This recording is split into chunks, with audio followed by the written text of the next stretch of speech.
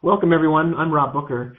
It is Tuesday, November 29th, 2011, and you're here for the surprise webinar. It's been 452 years since I last did a webinar on FX Street, and FX Street is just full of people that are near and dear to my heart and that I love, and I'm grateful to be back and grateful for the invitation to be here, and looking forward to sharing information with you today that in some way makes a difference in your trading, makes a difference that's positive in your life. And I know that I'm going to learn from you, and I look forward to sharing with you some trades that I took in November. And I've got them organized here on a note card. And in addition to looking at some trades for November, I'd love to share with you perhaps some trades that are setting up right now that I like. And hopefully by the end of this webinar, in about 45 minutes, we'll all be better off for having spent the time together. All right, here we go. I would like to start things off by showing a 15-minute chart of the New Zealand dollar Japanese yen. Now, it's sometimes the case that the charts that I show get screwed up and are not visible, so that at any time that you cannot see my charts, simply shoot me a message here and say that they're not visible. And I will typically ask you if you can see my charts. So can you see my 15-minute New Zealand dollar Japanese yen chart, black background, green candles, blue trend line at the bottom of that chart? Okay, great. You can see it. This is the New Zealand dollar Japanese yen. It's not a currency pair that is traditionally traded by very many people, but it became interesting to me in the month of November. And I'll share with you some background on why it was interesting to me, and hopefully take you along for the ride on a journey through chart wonderland. And here we go. This is green candles, a white 800 period simple moving average, a red line in the middle of the chart that is the wallaby. I wrote an entire book about the wallaby that sold 3 copies. It's the best book that I ever wrote. Without a doubt, it's the best book I ever wrote. There's no question that it's the most concise, specific, rule-based trading system I ever wrote, and it was the least popular, and it got horrendous reviews on Amazon. And it's totally ridiculous that that's the case, because not only have I spent more time and effort on that one particular trading system, but I described it in excruciating detail, and now even trade this methodology automatically according to the rules using the Wallabot automated expert advisor for MetaTrader. And I'm telling you, I've never done anything as rule-based and as specifically beneficial as this. And I can't believe that the book did as poorly as it did and got the terrible reviews that it did. And we could read some of those reviews together a little bit later on today. But I want to share with you a trade setup that Wallabot and the Wallaby produced in November, and actually it did quite a few of these, and I want to share those with you. This is a 15-minute chart, and like I said, I've got the candles, the 800 period simple moving average, the wallaby, and I've got the stochastic oscillator set to 30, 10, 10. This is a standard setup that I would have for trading the wallaby, and I'll describe exactly what that is in a few moments, but this is a standard set of indicators that I would plot. In order to get the wallaby, there's a couple different places that you can go. You could go to http wallaby.me. You download the indicator at wallaby.me, and you could see the indicator there and get access to it. It's totally free for MetaTrader. It's also available for FXCM's trading station, for TradeStation Securities, NinjaTrader, and a variety of other charting platforms, including MetaStock and some others. Most of you are familiar with MetaTrader, and it's available for free. It doesn't cost any money. Now, the Wallaby itself is an amalgamation of stochastic oscillators. If I set the stochastic oscillator to 733 and plotted it on the 15-minute chart, and then plotted another stochastic oscillator on the 15-minute chart, but tuned it so that it was the settings for the 60-minute chart, and then plotted another indicator on the 15-minute chart that was the stochastic set to 733, but tuned it so that it was really the stochastic for the 4-hour chart, I could overlay 3 stochastic oscillators on top of each other. One for the 15-minute, one for the 60-minute, and one for the 4-hour chart, all on top of the same chart. And one of the criticisms on Amazon.com of the book was that I didn't invent anything. I just put 3 indicators that already existed on top of each other. And that's about the dumbest criticism ever written, because the first 10 pages of the book tell you exactly the same thing. But nothing ever original about trading has ever been written. It's all been written already. Nobody has anything original. And I never claimed to have anything original. And what's amazing about this methodology is it's so simple, and it's stuff that was right in front of us all along. But when turned into a set of rules, has worked remarkably well and remarkably consistently. And I'm going to show you some examples of that today. I'm not trying to sell you anything, of course, because just like I said, you could download the indicator for free. And that's, super awesome, right? Free is the greatest price ever of all time and forever. The Wallaby plots 3 different stochastic oscillators on one chart, and it shows you a picture or a window into 3 different time frames, all within one time frame chart. What I do once I have that Wallaby set up and displayed on my chart is I look for areas in the market where a currency pair, like the New Zealand dollar Japanese yen on the 15-minute chart, would make a lower low on price, but a higher low on the Wallaby.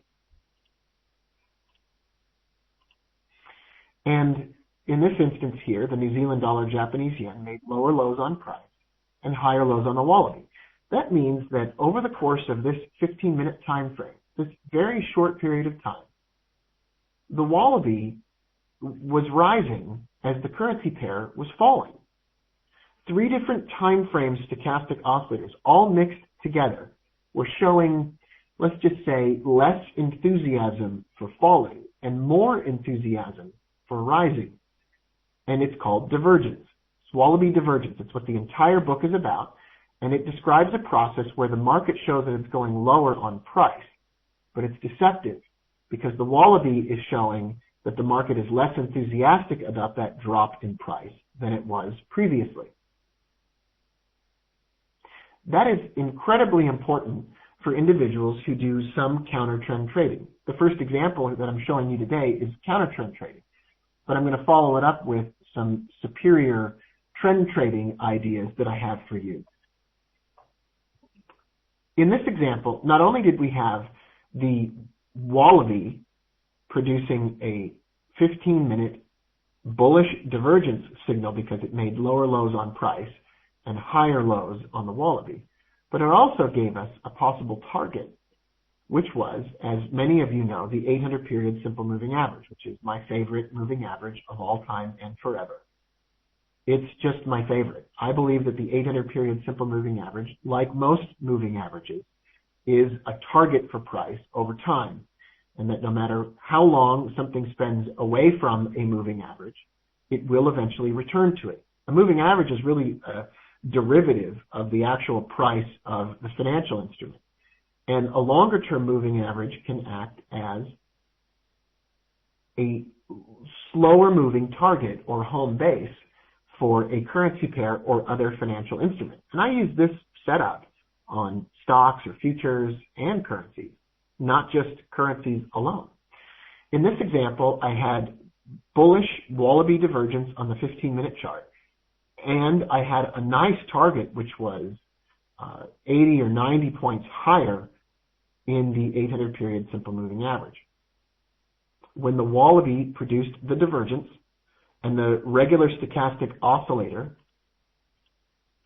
dipped down into oversold territory once again, that produced an entry. I had divergence at the left, a stochastic crossover at the right, and a profit target at the 800, and a stop loss positioned comfortably below the lowest low that the currency pair made in the midst of producing the divergence.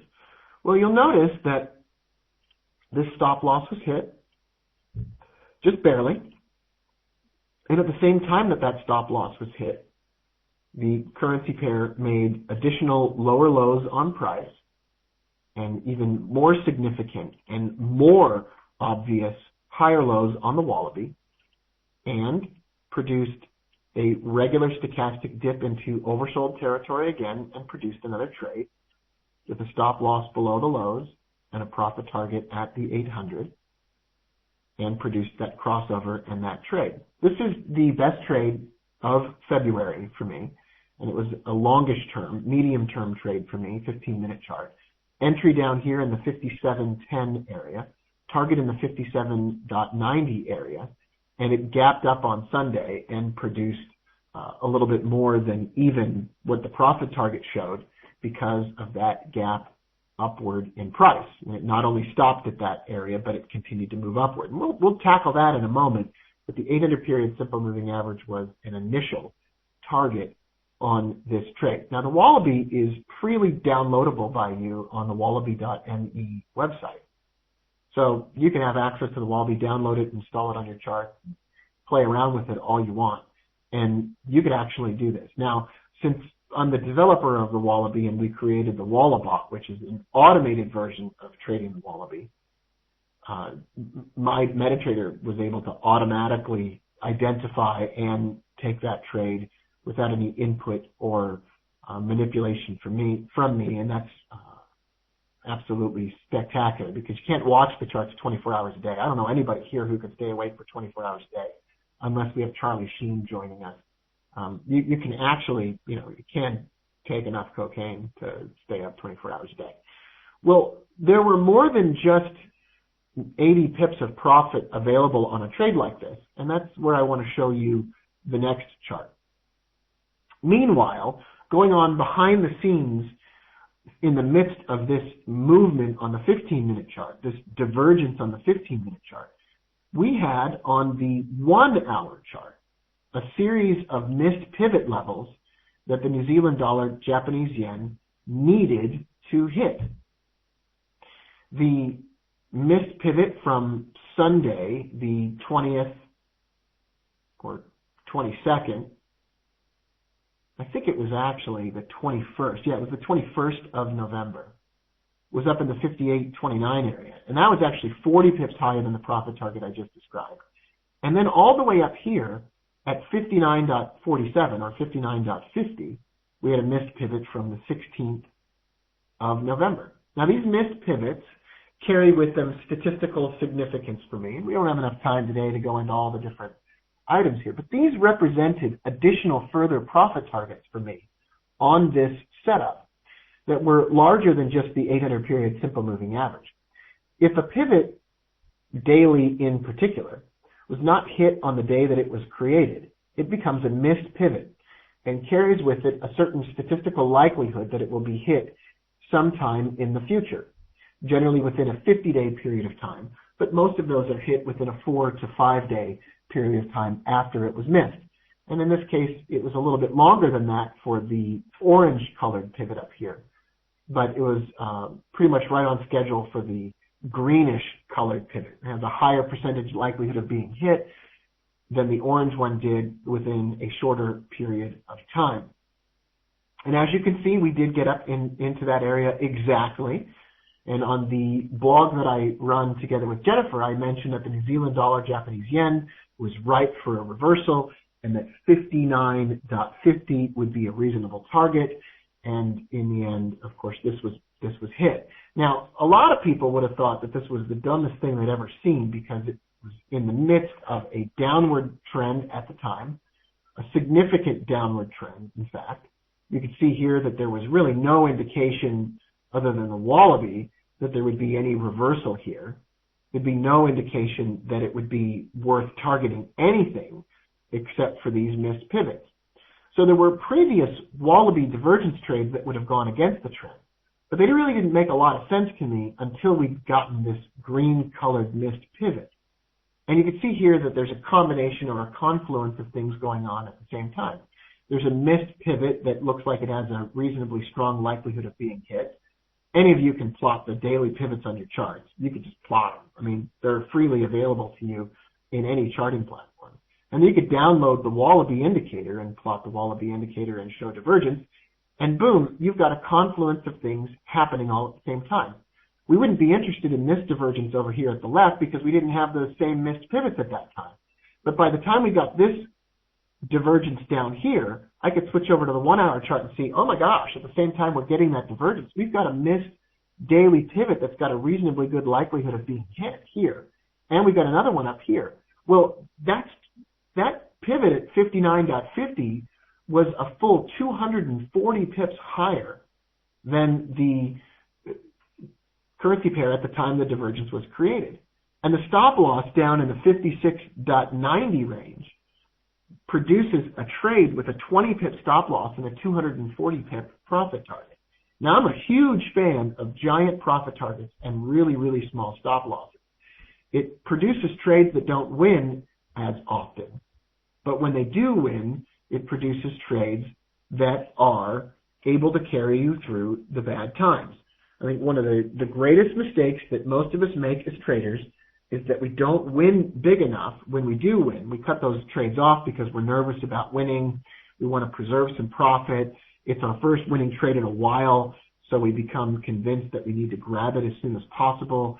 And so we make the mistake of grabbing that profit so quickly that, you know, we miss out on what is a statistically reasonably good profit target that we could have. And then we go back to losing a significant amount of money. And what we will typically do as traders is we'll hold on to the losing trades a little bit longer than we should because we want them to come back.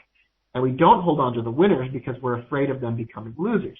And there's this jumbled up mess of psychological reasons that we do exactly the opposite thing that we should be doing when we take these trades. So let me stop here and see if there are any brilliant questions inside of the chat room.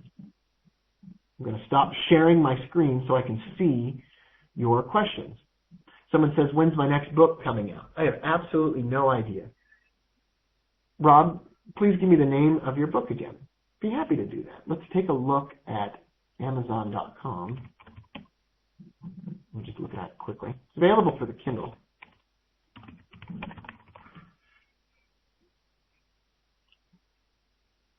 And it's available also in paperback. Like I said, it gets terrible reviews. And there it is, available in 2 different versions. That's the book. You can find it on Amazon. I'll turn off screen sharing because it seems to mess up the charts. Chris says, basically, you can integrate several of your systems into a methodology. Yeah, and Chris is also, without a doubt, in the background there, able to see what was going on the 15-minute chart from a boss leader standpoint as well. Ganster. Everybody has really interesting names here. So you wait for a missed pivot and then a divergence and the wallaby to enter. And do I trail the stops? Well, that's just absolutely brilliant. That question wins the Brilliant Question of the Moment award. And let's go back to MetaTrader and let's take a look at this junk here. What we've got going on in the 1 hour chart is these missed pivots. And then we dropped down to another time frame chart and looked for divergence, trading in the direction of those missed pivots. Now, we'll look at an example of a trend trade later on, but this is an example of a counter trend trade. And counter trend trading can be dangerous, but so can any other type of trading where you hold on to your losers and you cut off your winners. It won't really matter which style of trading you engage in if you do some craziness like that. So to answer Ganster's question, the answer is yes. A missed pivot combined with divergence equals a trade that I think is worth taking. Now, someone else here asked the question, can I get a better look at what a missed pivot looks like? And a really good example of what a missed pivot looks like is up here in this orange section, up here where you see the words 67 pips and then 53 to 64% chance. This is a daily pivot in blue. And as you can see, on the day that this daily pivot was created, it was not hit, meaning it was not touched by price on the day that it was created.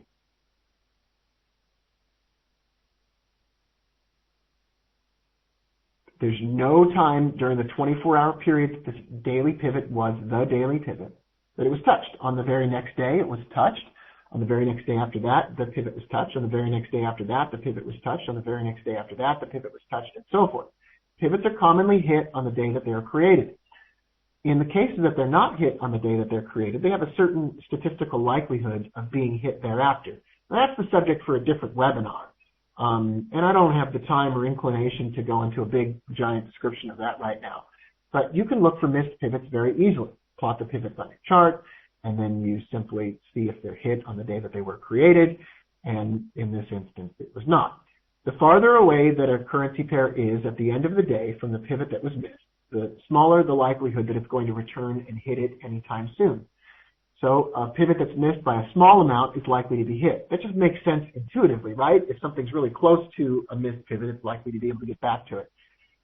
In this case, it was a mid-range distance away from it. And a missed pivot in this case, followed up by a Sunday pivot, which is so small you can't even see it on this 1 hour chart. So we'll drop down to the 15-minute chart and show it to you. Now I don't know where I am on my charts here. There we go. Here's the 15-minute chart. You can see a tiny little Sunday pivot, and that was missed. Sunday pivots have a statistical likelihood too. It doesn't change just because it's Sunday. And those become profit targets. Those become areas on the chart where I can target larger profit targets in exchange for small stop losses. And that's the definition of a missed pivot. And that's a closer look at where those missed pivots were located. I'm going to turn off screen sharing so there's no chart being shown right now on the screen. And let's take a look at Everett's question. Is this indicator available for the NinjaTrader platform? Yes, the Wallaby is available for NinjaTrader. You can go to wallaby.me and download it for free. Sean D.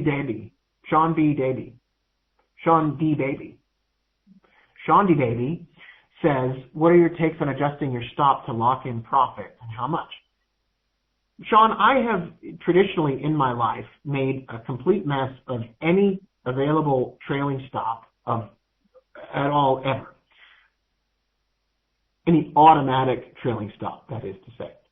So what I've looked at is a combination of using the 800 period simple moving average in this case as the initial area at which I would move my stop loss maybe up to protect a bit of profit.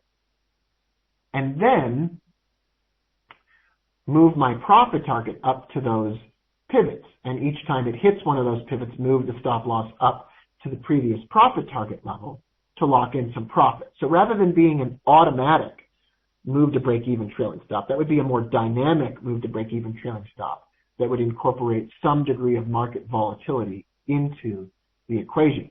I'm a pretty big fan, Sean and everyone else, of moving my stop loss to break even once I have achieved an amount of profit equal to the original stop loss. When the trade has become a one-to-one trade, where my profit equals the amount of profit, the amount that I initially risked, moving to break even seems to make sense at that point, and then everything else is just kind of a free ride. So let me show an example of that on my chart.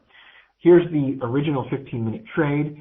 The hit of the 800 period simple moving average would be a reason to move up and maybe protect 20 or 30 points of profit at that point, and then move the profit targets up, up, and up further along the way.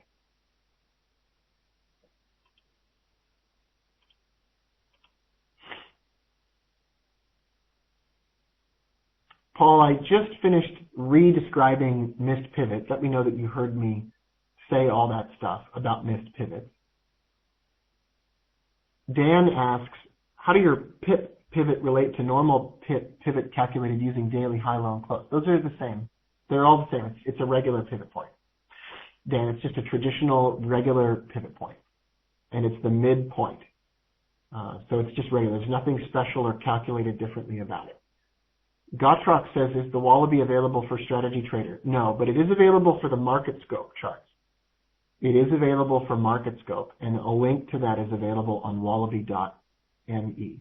Dean Kenny asks if jam donuts are required. And the answer, Dean, is really interesting. The answer is absolutely yes. And that will be the subject of another webinar. Could I look at the euro dollar, asks Joe? And the answer is yes. I could look at that next for you.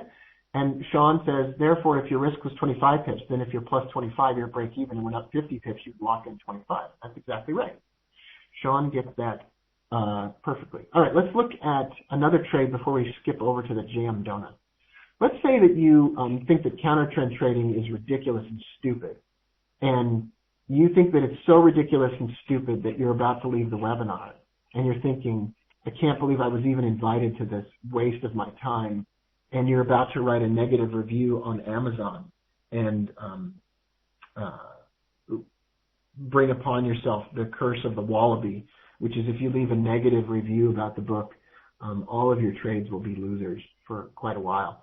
And if you leave a positive review on Amazon, I do believe that all of your dreams will come true. I think that's actually the way it works, according to the Amazon rules or whatever. Let's say that you don't want to trade against the trend. Let's say that in the midst of this movement on that 15-minute chart, you're looking at that 15-minute chart and you are salivating. You're actually unable to contain yourself because it's just so delicious looking. You see all this movement below the 800 and you're like, Rob, I have to trade this in the trend because I was taught very early on by my mom to trend trade. Every day before kindergarten, she would remind me that to play nice with the other kids and to only trend trade because the trend is your friend. And all day long at school, you would only make friends with people who were trendy, people who wore the fancy clothes and who had a cell phone when they were 5 years old and stuff like that. And so the trend was your friend and you wanted to be trendy. Okay, that's great. And we can appreciate your snobbery and we can cater to your sense of fashion and your sense of exclusivity and that you think that you're better than everyone. And we can, instead of looking for trend trades during this time, counter trend trades during this time, we could actually skip over to the 5-minute chart and drop down during that time and look at wallaby trades that would trade with the trend. And as you can see here on the 5-minute chart, in the midst of this movement downward over the same period of time, you have wallaby setups that are produced that try to trade up that fail. And why do they fail? Well, because you were right all along. You know, you always knew you were right. You always knew that you were better than everyone. And you always knew that you should trade with the trend. And you can call home to your mom after this webinar and tell her how proud she should be of you because you're going to finally get your college degree in trend trading after this webinar. And instead of looking for that counter trend trade, you could drop down to a 5-minute chart in the midst of that crazy movement downward on the New Zealand dollar, Japanese yen. And you could take a look at trend trades. So here they are. In the midst of that downward movement on the 15-minute chart, instead of timing a reversal back upward, and instead of looking for missed pivots above, you would skip over to this 5-minute chart. You would see that, look at these divergence trades going up.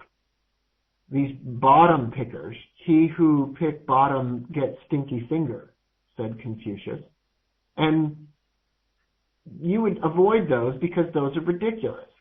Because you learned that you shouldn't do that. And instead, you would wait for wallaby to produce higher highs on price on November 21st and 22nd, and lower highs on the wallaby just barely.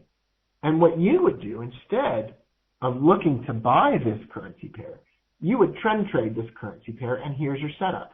You get higher highs on price, lower highs on the wallaby, and you also get overbought on the regular stochastic and a crossover downward, and you get to sell the ever-loving crap out of this currency pair in the midst of this downward trend. So on the 22nd of November, right in this area where we were looking for buy trades, you would be looking for sell trades, and boom, you'd find it. You'd see this, you'd get this drop down further. And even in the midst of someone planning a counter trend buy trade, you would just hold on to this trend trade lower and lower.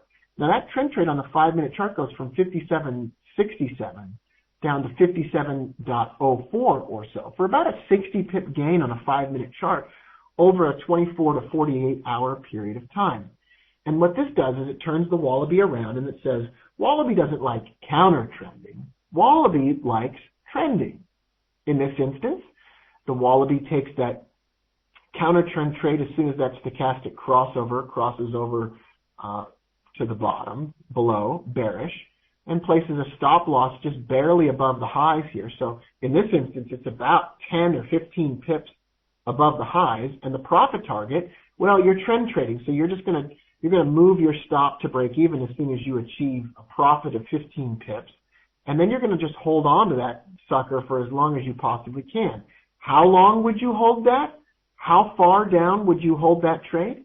Well, you could certainly look for a longer time frame chart, for example, that 1 hour or that 4 hour chart, and you could look for historical missed pivots from a million years ago, and you could look for targets down below. You could look for the currency pair to hit previous lows. You could look for all kinds of stuff, or you could just hold on for dear life until you've achieved a 2-to-1 risk to reward ratio, until you've achieved twice as much profit as you originally risked. So something as modest as 30 pips on a trade where you risk initially 15. And what that does for you is it gives you a trend trade instead of a counter trend trade on a 5-minute chart.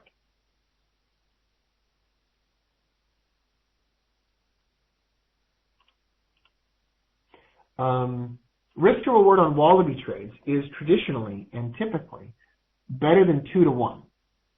When I run the wallaby, for example, in an automated environment using the Wallabot, typically I will set my settings up to have a minimum reward to risk of 2 and a maximum reward to risk, which is a ridiculous and pointless number at this point, of 10. And what that does is it keeps my trading within a certain range, and it doesn't plan trades based on gaps or the craziness in the market that produce unreasonable risk to reward ratios. But typically it's 2-to-1 and nothing worse than that. And here's an example of what that looks like when I set this up running automatically. I can choose in my properties, I can set to choose standard stop losses. I can choose standard take profit, or I can let the Wallabot in an automated environment simply choose its own reward to risk and make sure that it never goes below 2-to-1. And this is the Wallabot. For those of you that aren't familiar with what I'm looking at here, the Wallabot is an automated robot that on MetaTrader will automatically trade the Wallaby and produce trades for you. And there's more information available about that at http://thewallabot.com. You can get more information about it there. You can learn more about it. But it's a profitable robotic methodology that trades what we were just talking about, but it does it in an automated fashion. The charts got back up, so you were able to see the charts at the end there. I got them back up for you. Well, we haven't looked at nearly, not even close to everything that I wanted to look at so far. So let's look at a couple of different things. I have a couple of different setups that I wanted to show right now, and that are more current than what I was showing just a moment ago. Instead of historical charts, we're going to look at some live charts. Euro-Canadian dollar chart, 800 period simple moving average running across the top. Currency pair in a trend down below. So if you are a trend trader, you might want to plan some trend trades. So let's skip over to the 5-minute chart and then pull up the Euro-Canadian.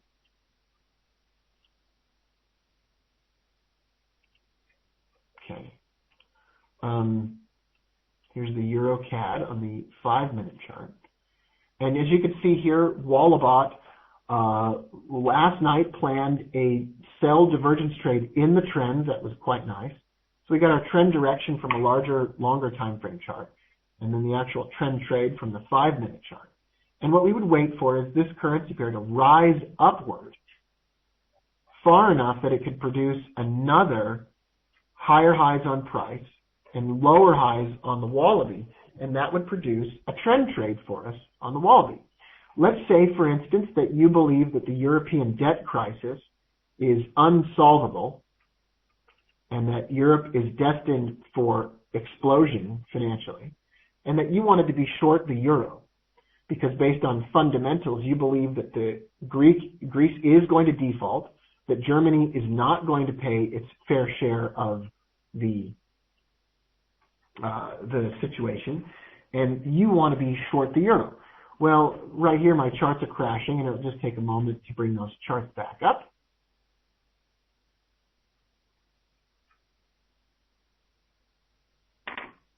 Oh, there we go.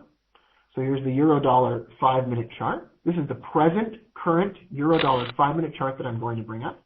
And here it is. And you can see here that Wallaby hasn't found any trades in the last 24 hours that are sell trades. In fact, it's found a buy trade down here at the bottom. And it's why I mentioned on the FX Street Currencies Watch video for today, I mentioned that I'd be actually looking for the euro to jump up a bit and then maybe come back down and turn around.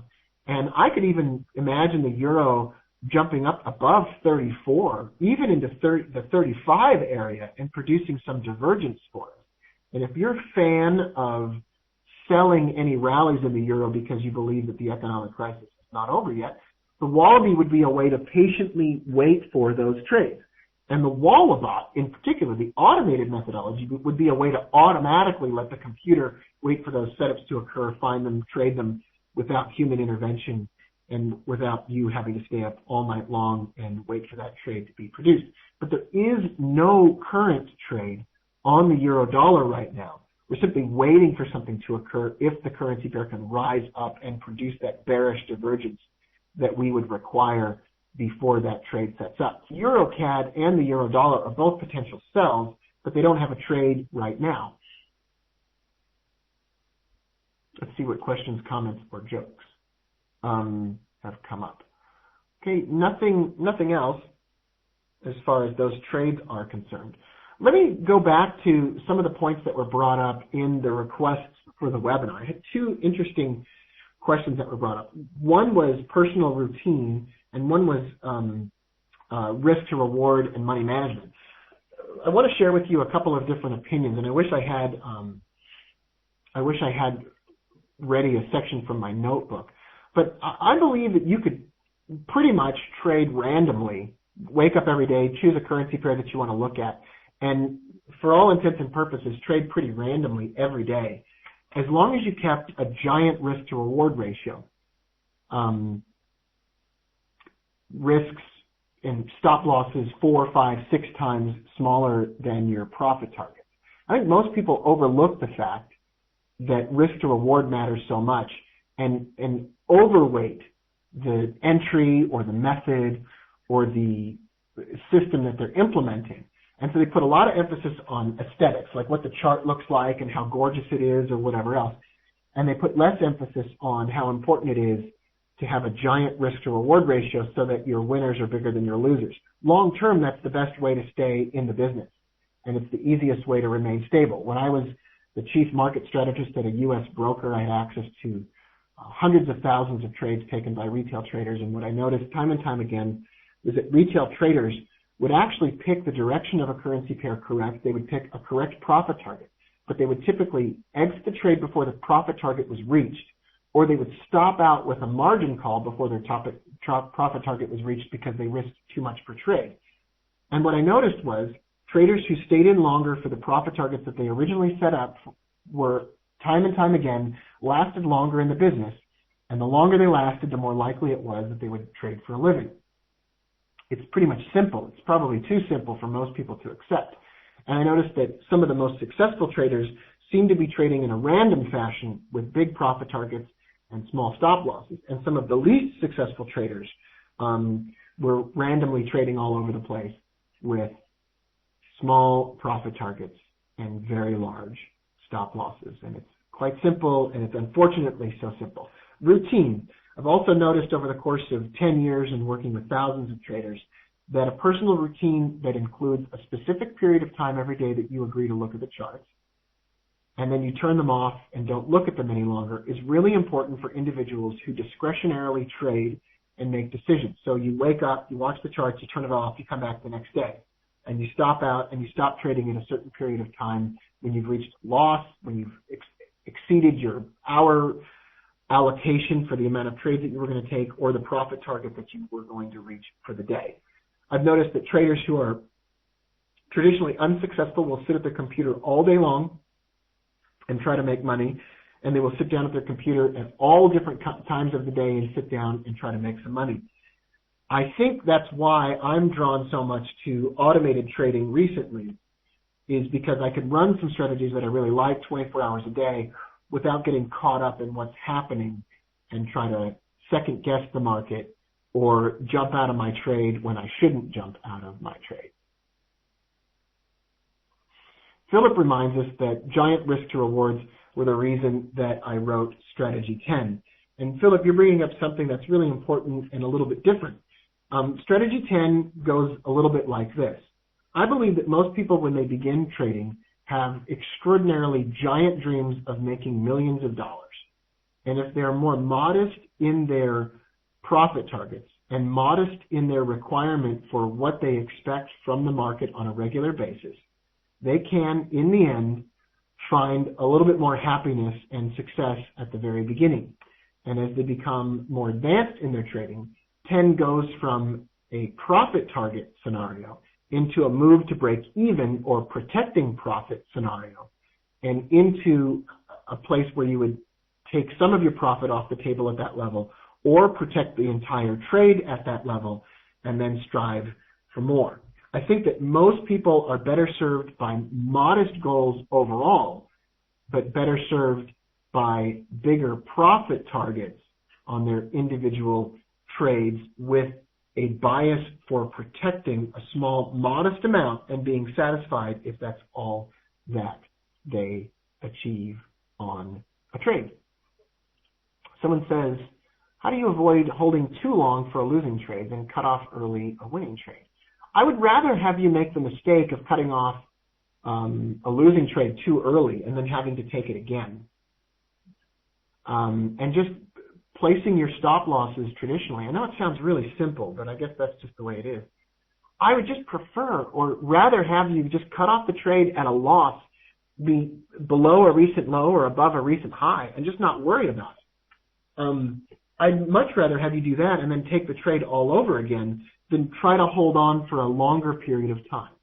I just don't think that there is some magical level at which your trades won't stop out. There's not. And so you might as well just take the smallest stop necessary, period. It's simple. It's an approach that makes you lose more often than you might like to, but it keeps you from ever holding on to a losing trade, period. And I think that that's the key. And then you could hold on for longer. Some people play the trick of believing when they have a winning trade, they pretend like it's a losing trade. And by pretending like it's a losing trade, they'll hold on forever. And if they pretend that it's a winning trade, they'll cut it off. So if you just reverse your psychology and treat your winning trades like they're a losing trade, you'll probably hold on to them for a much longer period of time. Any last questions, comments, or jokes? Maud, Vicky, Adinda, anybody else have any thoughts or questions, observations, sermon, pieces of advice, recommendations, and so forth? Let me remind you where you can find out more information. You can email me at rob@robbooker.com. You can see my website at robbooker.com. You could download the Wallaby Indicator for free at wallaby.me. And you can check out the automated version of the Wallaby at thewallabot.com.